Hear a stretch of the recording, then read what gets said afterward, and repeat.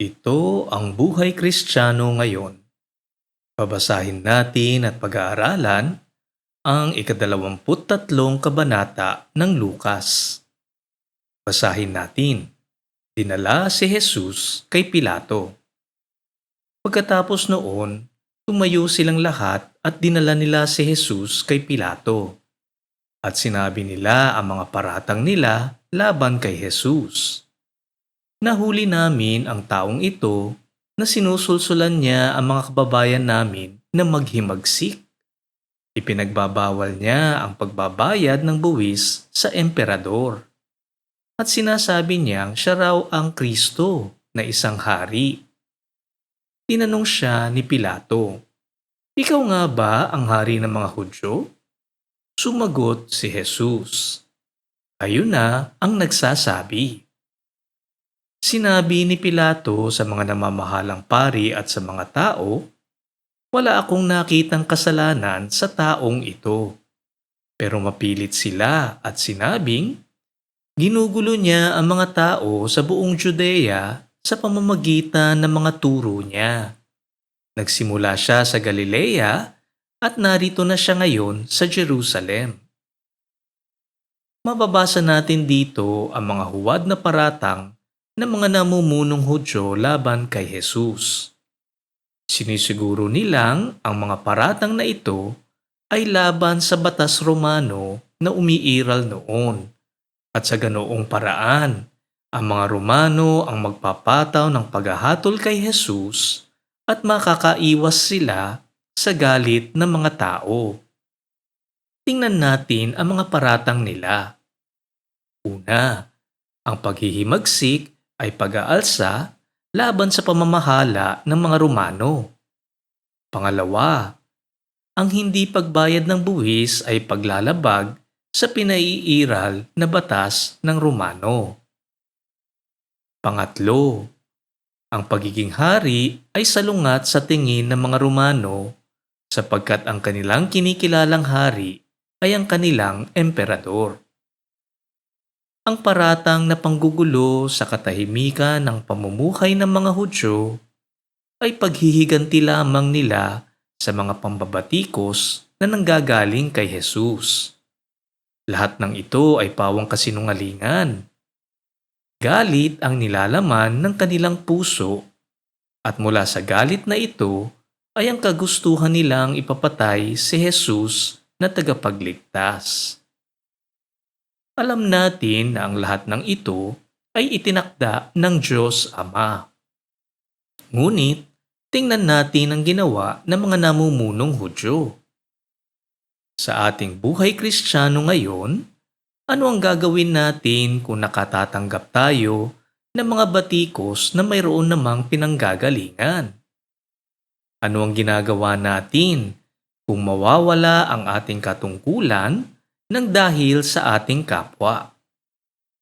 Ano ang gagawin natin kapag ang mga sinasabi ng ating kapwa ay totoo at tayo ay mapapahamak? Ganito ang sitwasyon na kinalalagyan ng mga namumunong pari na maihahalin tulad naman natin sa mga karaniwang pinagdadaanan natin sa ating buhay. Sa mga ganitong pangyayari, ang pinakamabuting gawin ay tingnan natin ang ating sarili at alamin kung tayo nga ay may ginagawang mali. At katulad ng payo ng salita ng Diyos sa mga nagkakamali, dapat lang tayong magpakumbaba, magsisi at magbagong buhay. Madaling sabihin ito, kapatid, at kadalasan, ang ating pagmamataas ang laging nananaig. Huwag nating pabayaang umiral ang ating pagmamataas. Umiwas tayong gumaya sa ginawa ng mga namumunong Hudyo, na lalong nalulong ang sarili sa kasalanan. Tandaan natin na nakikita ng ating Diyos Ama ang lahat ng nilalaman ng ating puso. Ang pagsunod kay Jesus ang magtutulak sa atin na tahakin ang makitid ngunit tamang daan. Basahin natin. Dinala naman si Jesus kay Herodes. Nang marinig ito ni Pilato, itinanong niya kung taga Galilea si Jesus. At nang malaman niyang mula nga siya sa Galilea, ipinadala niya si Jesus kay Herodes na nasa Jerusalem noon dahil sakop nito ang Galilea. Tuwang-tuwa si Herodes nang makita niya si Jesus dahil matagal na niya itong gustong makita dahil sa mga nababalitaan niya at gusto niyang makita si Jesus na gumagawa ng mga himala. Marami siyang itinanong kay Jesus pero hindi ito sumagot. Samantala, patuloy na isinisigaw ng mga namamahalang pari at ng mga tagapagturo ng kautusan ang mga paratang nila laban kay Jesus. Hinamak at ininsulto ni Herodes at ng mga sundalo niya si Jesus. Sinuotan nila siya ng magandang damit bilang pagkutsa sa kanya at saka ibinalik kay Pilato. At ng araw ding yun ay naging magkaibigan ang dating magkaaway na sina Herodes at Pilato. Sino nga ba si Jesus sa buhay natin, kapatid? Kinikilala ba natin siya bilang tagapagligtas? O tingin ba natin sa kanya ay isang kilalang tao lamang na gumagawa ng maraming himala?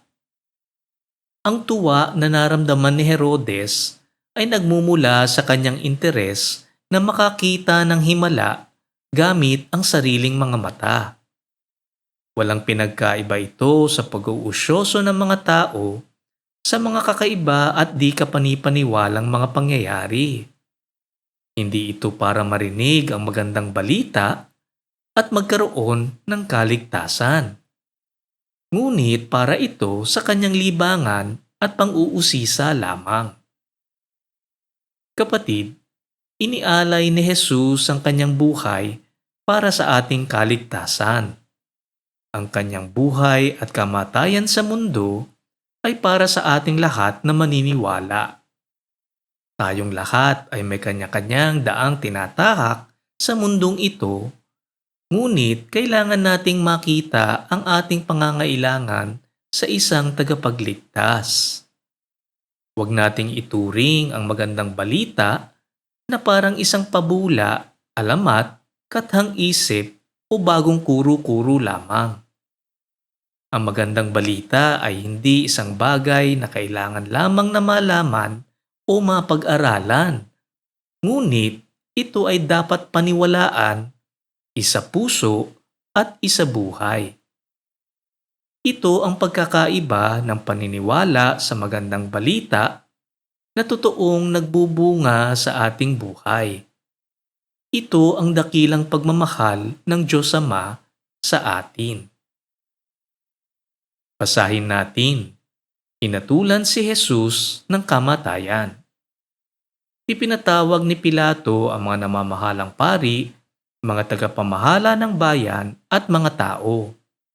At sinabi sa kanila, "Dinala ninyo sa akin ang taong ito na ayon sa inyo ay nanunulsol sa mga tao upang maghimagsik.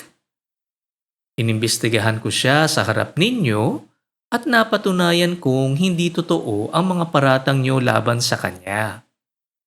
Ganoon din ang napatunayan ni Herodes, kaya ipinabalik niya si Jesus dito sa akin.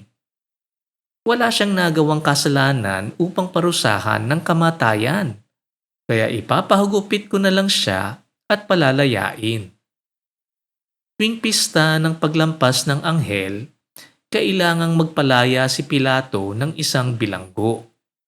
Pero sabay-sabay na sumigaw ang mga tao, "Patayin ang taong yan at palayain si Barabas." Si Barabas ay nabilanggo dahil sa paghihimagsik sa Jerusalem at pagpatay. Makikita natin dito na sa kabila ng pagpapatunay ni Pilato na walang sala si Jesus, pinatawan pa rin siya ng kaparusahan para lamang mapatahimik ang mga namumunong Hudyo. Kung titingnan natin, Hindi ba't ganito nga ang pinagdaanan ni Jesus para sa atin? Hindi ba't tinanggap niya ang parusa na nakalaan sa ating mga makasalanan kahit na siya mismo ay walang kasalanan? At kung si Jesus na tagapagligtas ang hinahatulan, darating ang araw na si Jesus ay magiging huling hukom at hahatulan si Pilato, si Herodes at lahat ng namumunong Hudyo. Ang pangalang Barabas ay ang pagdudugtong ng dalawang salita na bar at aba. Ang bar ay ibig sabihin ay anak at aba naman ay ibig sabihin ay ama. Kaya naman, ang pangalan ni Barabas ay nangangahulugang anak ng ama. Ito ang pinagpipilian ng mga tao. Si Jesus na anak ng Diyos, walang sala at tagapagligtas ng makasalanan, at sa kabilang banda naman ay si Barabas, na anak ng ama, isang bilanggo at kilalang masamang tao. Sa ating buhay Kristiyano ngayon, sino nga ba ang ating pipiliin? Ang buhay na walang hanggan o ang kamatayang dala ng ating mga kasalanan? At dahil ang mundo ay hindi nakakakilala kay Jesus bilang tagapagligtas, pipiliin ng mundo ang isa sa kanyang mga anak sa katauhan ni Barabas. Kapatid, matuto tayong mangilatis. Huwag nating gayahin ang nakararami na pinipili ang madali at maluwang na daan. Ito ay papunta lamang sa kaparusahan at kamatayan. Piliin natin si Jesus na tagapagligtas at makabalik at makasama ang Diyos Ama sa kanyang kaharian. Basahin natin. Muling nagsalita si Pilato sa mga tao dahil gusto niyang palayain si Jesus. Pero patuloy ang pagsigaw ng mga tao. Ipako siya sa krus! Ipako siya sa krus! Sa ikatlong pagkakataon ay nagsalita si Pilato sa kanila. Bakit? Anong kasalanan ang ginawa niya? Wala akong nakikitang kasalanan sa kanya para ipapatay siya. Kaya ipahahagupit ko na lang siya at saka palalayain. Pero lalo nilang iginigiit at ipinagsisigawan na ipako siya sa krus. Sa wakas ay nanaig din sila. Kaya pinagbigyan ni Pilato ang kahilingan ng mga tao na ipako sa krus si Jesus.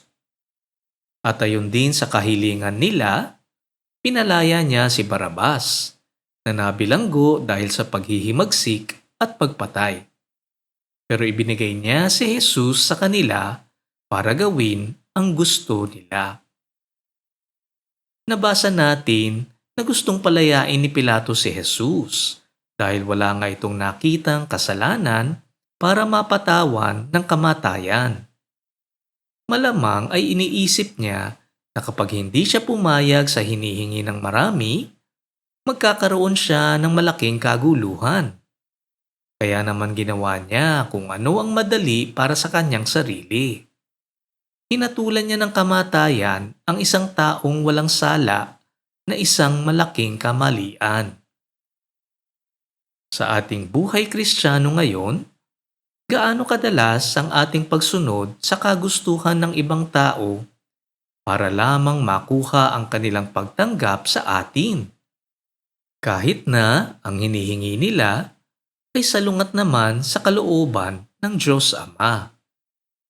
Tingnan natin sa ating pamilya.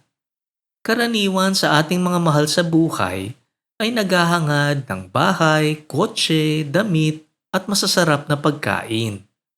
At kung di natin kaya ito na ibigay sa kanila, magnanakaw ba tayo?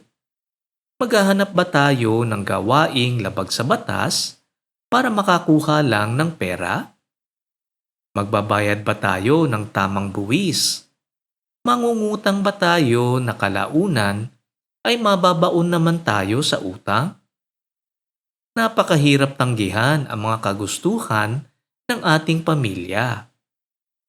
Sa trabaho naman, susunod ba tayo sa mga utos ng ating amo para lumaki ang kita ng kumpanya? Kung ito naman ay lalabag sa batas. Paano kung gusto nating umangat sa katungkulan? Sisiraan ba natin ang ating katunggali para lamang maitaas ang ating sarili? Paano naman kung ang ating mga kasamahan ay nag-aaya pumunta sa mga bahay inuman at maghanap ng babaeng bayaran para mabuo lamang ang magandang pagsasamahan? Para sa ating mga kaibigan, paano kung bumili silang lahat ng bagong sapatos pero kulang ang ating pambili? Paano kung nagyayaya sila na subukan ang mga droga? Paano kung nanunood sila ng mga palabas na malaswa? Kapag tayo ay tumanggi sa mga ganitong pangyayari, hindi ba't mawawala ang pagtanggap ng iba sa atin? Basahin natin ang ikalabindalawang kabanata ng Lukas para sa turo ni Jesus sa atin. Akala ba ninyo na naparito ako sa lupa para magkaroon ng maayos na relasyon ang mga tao? Ang totoo, naparito ako upang magkaroon sila ng hidwaan. Mula ngayon, mahahati ang 5 tao sa loob ng isang pamilya. 3 laban sa 2 at 2 laban sa 3. Kukontrahin ng ama ang anak niyang lalaki at kukontrahin din ng anak na lalaki ang kanyang ama. Ganoon din ang mangyayari sa ina at sa anak niyang babae at sa biyenang babae at sa manugang niyang babae. Ang hidwaan na ito ay mangyayari sa pagitan ng mga naniniwala at hindi naniniwala. Maaari itong mangyari sa loob ng ating pamilya, sa pagitan ng ating mga mahal sa buhay, at maaari ding mangyari ito sa ating mga kaibigan, katrabaho at kakilala. Katulad ng nangyari kay Pilato, pinabayaan niya na manaig ang takot sa mga namumunong pari para gawin kung ano ang mali sa mata ng Diyos. Ang ganitong pangyayari ay ating mararanasan din sa pang-araw-araw na pamumuhay. Maging matatag tayo, kapatid. Pakinggan natin ang turo ni Jesus dito. Huwag nating pabayaan na ang ating takot sa pagtanggap ng ibang tao ang magtutulak sa atin na magkasala laban sa Diyos Ama. Piliin natin ang makitid na pinto. Piliin natin ang matuwid na daan. Piliin natin ang pagsunod kay Jesus na tagapagligtas. Basahin natin. Ipinako sa krus si Jesus. Nang dinadala na ng mga sundalo si Jesus sa lugar na pagpapakuan sa kanya, nasalubong nila si Simon na taga Cyrene, na kagagaling lang sa bukid. Dinakip nila ito at sa pilitan nilang ipinapasan sa kanya ang krus kasunod ni Jesus. Sinusundan si Jesus ng napakaraming tao, kabilang ang mga babaeng umiiyak at nananaghoy dahil naaawa sila sa kanya. Pero lumingon sa kanila si Jesus at sinabi, "Kayong mga kababaihan ng Jerusalem, huwag ninyo akong iyakan. Ang iyakan ninyo ay ang mga sarili ninyo at ang inyong mga anak. Sapagkat darating ang mga araw na sasabihin ng mga tao, mapalad ang mga babaeng walang anak at walang pinasususong sanggol. Sa mga araw na yun ay sasabihin ng mga tao sa mga bundok at sa mga burol, tabunan ninyo kami. Sapagkat kung ginawa nila ito sa akin na walang kasalanan, ano pa kaya sa mga taong may kasalanan?"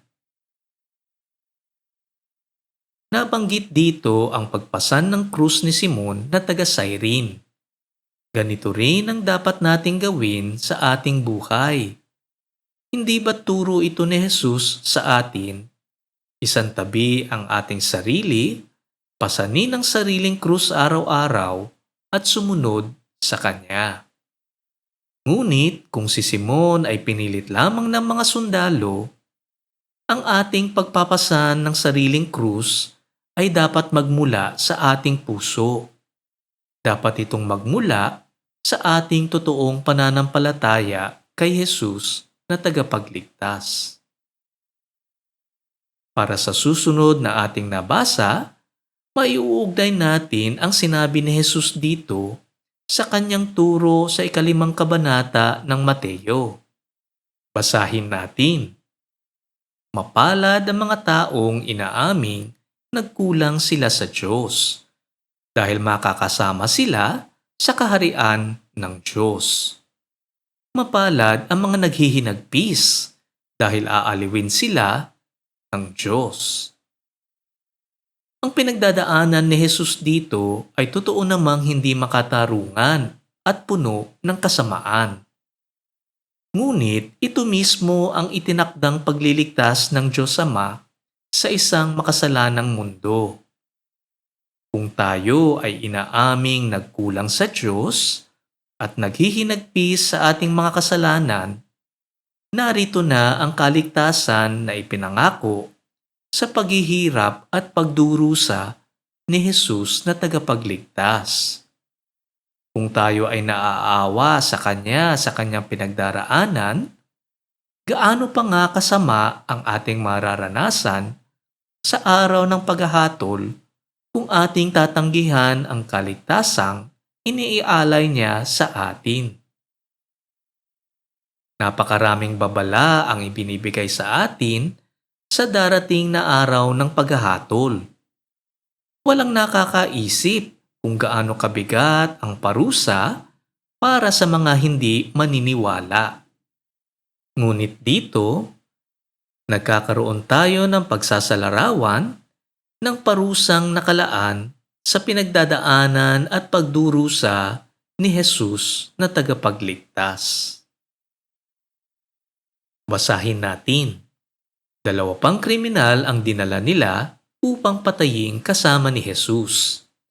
Pagdating nila sa lugar na tinatawag na Bungo, ipinako nila sa krus si Jesus at ang 2 kriminal.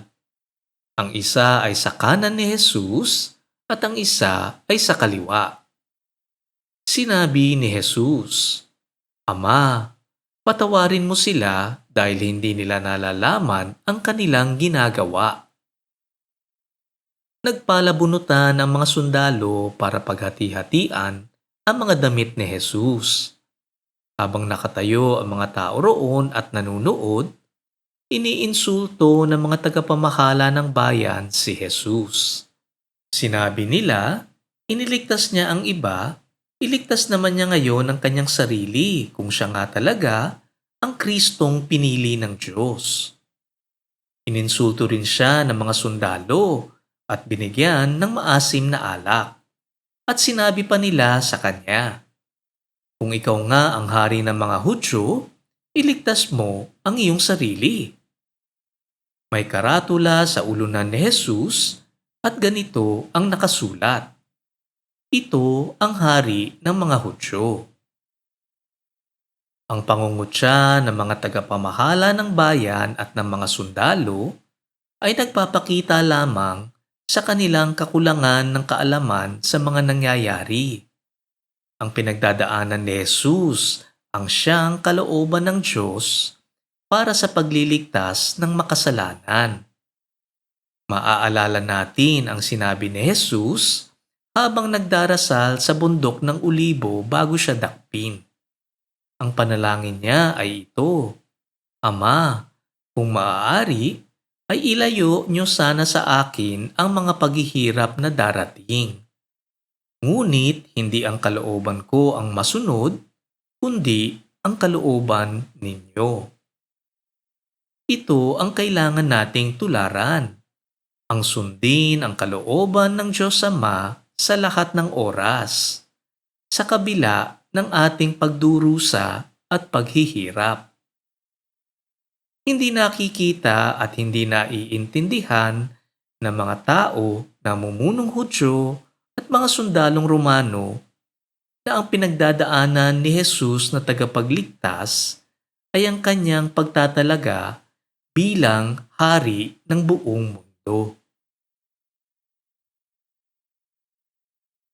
Basahin natin. Ininsulto rin si Jesus ng isa sa mga kriminal sa tabi niya. Hindi ba ikaw ang Kristo? Iligtas mo ang sarili mo, pati na kami. Pero sinaway siya ng isa pang kriminal na nakapako. Hindi ka ba natatakot sa Diyos? Ikaw man ay pinaparusahan din ng kamatayan. Dapat lang naparusahan tayo ng kamatayan dahil sa mga ginawa nating kasalanan. Pero ang taong ito'y walang ginawang masama. Pagkatapos ay sinabi niya, Jesus, alalahanin niyo ako kapag naghahari na kayo. Sumagot si Jesus, sasabihin ko sa iyo ang totoo. Ngayon din ay makakasama kita sa paraiso. Ang mga kriminal na ipinako sa krus kasama ni Jesus ay nagpapatukoy sa ating lahat na tao sa mundo. Lahat tayo ay kriminal. Lahat tayo ay makasalanan at nakalaan sa paghahatol ng Diyos Ama. Basahin natin ang 3 kabanata ng Lukas na sinabi ni Juan na tagapagbautismo. Maraming tao ang pumunta kay Juan para magpabautismo. Sinabi niya sa kanila, kayong lahi ng mga ahas. Sino ang nagsabi sa inyo na makakatakas kayo sa darating na parusa ng Diyos? Kung tunay na nagsisisi kayo sa inyong mga kasalanan, patunayan ninyo ito sa inyong mga gawa.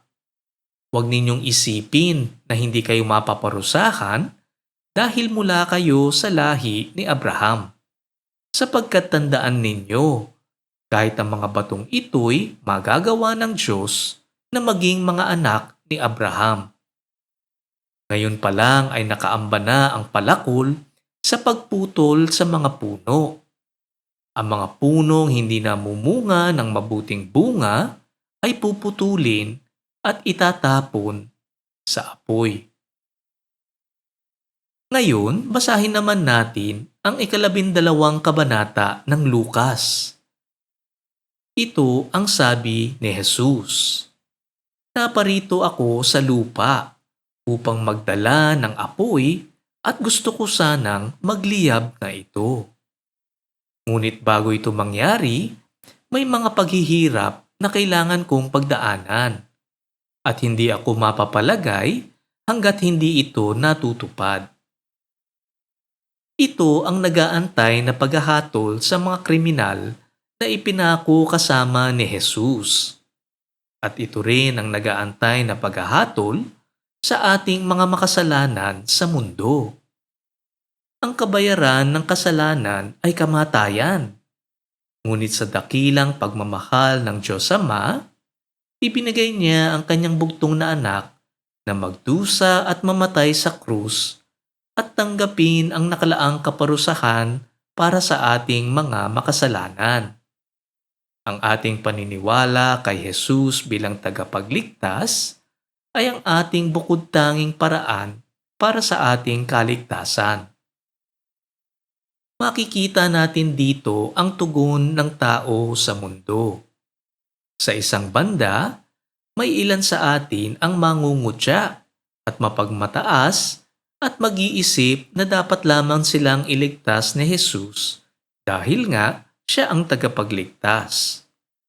At may ilan din sa atin ay magpapakumbaba, aaminin ang ating pagkukulang sa Diyos Ama, maghihinagpis sa ating totoong kalagayan, at maniniwala sa kanyang anak na si Jesus bilang tagapagligtas. Kapatid, nalalapit na ang paghahari ng Diyos Ama. Tayo ba ay handa na sa pagbabalik sa mundo ni Jesus bilang huling hukom? Huwag nating sayangin ang panahon na ibinibigay sa atin. Huwag nating asahan na lahat tayo ay mabibigyan pa ng huling pagkakataon na maniwala kay Jesus, katulad ng kriminal na nabasa natin dito. Ang panahon sa pagtanggap kay Jesus bilang tagapagligtas ay ngayon na. Lumapit na tayo ng buong pagpapakumbaba sa Kanya na nagliligtas ng makasalanan. Basahin natin ang pagkamatay ni Jesus. Nang mag-aalas 12 na ng tanghali, nawala ang liwanag ng araw at dumilim ang buong lupain sa loob ng 3 oras. At ang kurtina sa loob ng templo ay nahati mula sa itaas hanggang sa ibaba.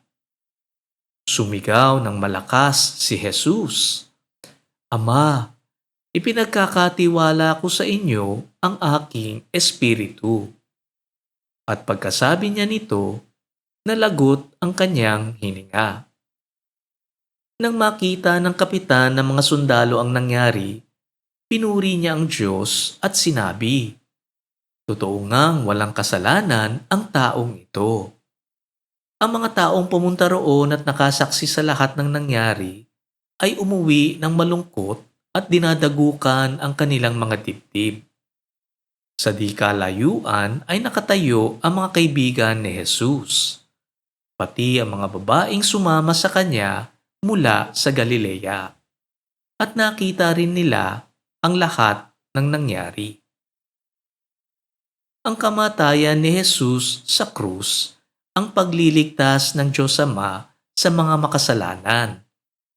Sa ginawa at pinagdaanan ni Jesus na tagapagligtas, napunit ang kurtina na nakatalaga sa templo na naghihiwalay ng makasalanang tao sa kabanalan ng Diyos Ama. Ang kasalanan ng tao ay napalitan ng kaluwalhatian at kabanalan ni Jesus na tagapagligtas. At sa pamamagitan nito, maaari na tayong makabalik sa piling ng Diyos Ama. Basahin natin ang paglilibing kay Jesus. May isang lalaki na ang pangalan ay Jose. Siya ay taga-Arimatea, na sakop ng Judea. Kahit na miyembro siya ng korte ng mga Hudyo, hindi niya sinang-ayunan ang kanilang ginawa kay Jesus. Mabuti siyang tao, matuwid, at kabilang sa mga naghihintay sa paghahari ng Diyos. Pumunta si Jose kay Pilato at hiningi ang bangkay ni Jesus. Inalis niya ang bangkay sa krus at binalot ng telang linen.